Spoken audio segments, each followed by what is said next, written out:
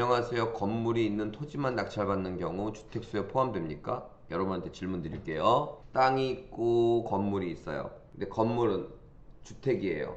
근데 주택은 낙찰을 안 받았어. 땅만 받았어. 이거 주택이에요? 아니에요?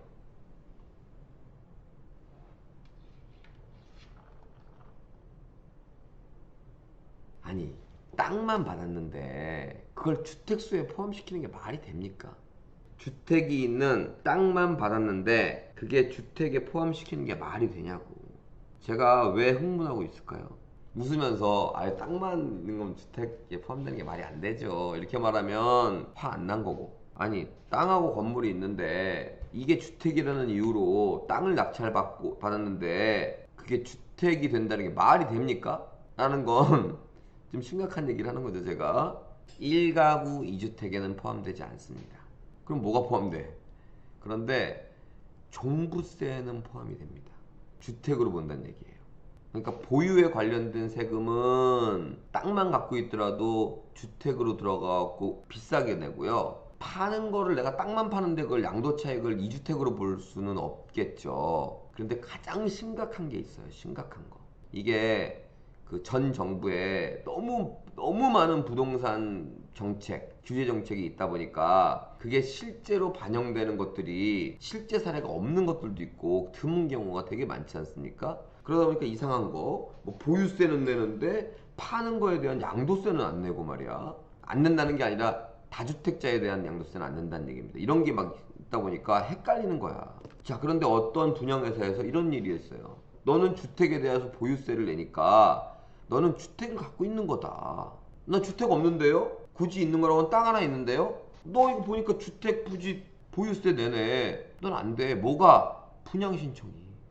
혹은 분양 신청 청약을 했더라도 붙을 확률이 낮다는 거야. 그 분양 사무실 그 회사에는 그렇게 나름 해석을 하고 있더라고요. 열받더라고 그걸 보니까.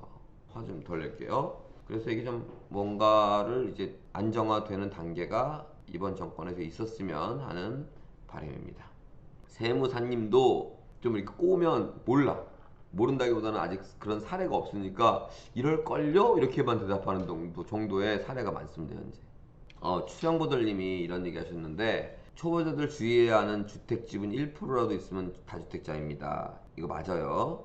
지금 얘기하는 건 건물을 아예 안 갖고 건물이 있는 땅을 갖는 거니까 이제 중간 반만 주택이라고 친다고 하는데, 내가 주택에 한 평만 갖고 있어 지분으로. 그럼 그거 주택입니다. 또 그렇게 바꿔놨어요. 이게 법 같은 게 국민들이 잘 알고 시민들이 잘 알게 심플하게 딱 정해줘야 되는데 너무 복잡하게 해놨어. 법이나 이런 세법 이런 걸 잘 알면요, 돈을 버는 거랑 상관없는 거 아시죠? 여러분 그거 알아두셔야 돼요. 법을 잘 알면 돈을 버는 거랑은 상관이 없어요. 그런데 돈을 잃지 않는 거랑은 상관이 있어요. 그러니까 돈의 관리적인 면에서 이런 지식이 필요합니다. 근데 저는 제가 그래서 그런지 모르겠지만 여러분들은 돈을 버는 쪽에 훨씬 더 비중을 많이 두셨으면 좋겠어요. 그런 세법이니 뭐 이런 거는 전문가한테 좀 돈을 주더라도 맡기고요. 여러분들은 돈을 버는 쪽으로 비중을 많이 두셔갖고 돈을 못 벌면 세금도 생각할 필요가 없어요. 대한민국 30% 가까이가 뭐 세금도 안 낸다는데 그분들은 뭐 세금을 생각할 필요가 없지. 돈을 안 버는데. 돈을 번다는 또는 많이 번다는 가정하에 세금을 생각해야 되는 거기 때문에 저는 제 주관은 뭐냐, 저의 철학은 뭐냐면 세금 같은 거는 신경 쓰지 말자예요. 일단은 돈을 벌어야 세금을 신경 쓰지. 우린 돈을 버는 공부를 하는 분들이기 때문에 돈을 버는 거에 일단은 주력하자. 법을 잘 알면 수수료를 아낍니다. 이거 봐, 개소리님 말이 딱 맞아. 법을 잘 알면 수수료를 아끼잖아. 근데 우리가 수수료를 아끼려고 돈을 벌는 건 아니잖아. 낼 거 다 내고 남한테 시키는 게 좋지 않아? 법을 잘 알면 수수료를 아끼는 수준이야. 또 이렇게 말하면 개소리님 또 어깨가 올라갈 것 같은데. 자, 대망님 처음처럼 성장하고 싶어요. 대망님 처음 경매할 때 가장 집중하셨나요? 한 가지만 따라해보고 싶어요. 다영님한테는 죄송한 얘기인데요. 뭘 집중한다기보다는 오늘이 7월이라고 할게요. 6월 말이니까 내년 7월에도 이런 채팅을 하고 있다 라고 생각하시고 꾸준히만 하십시오. 꾸준히만. 정말 중요한 겁니다. 꾸준히. 열심히 했든 열심히 하지 않았든 내년에 이런 비슷한 또는 이거보다 업그레이드된 이야기를 하고 있을 것이다.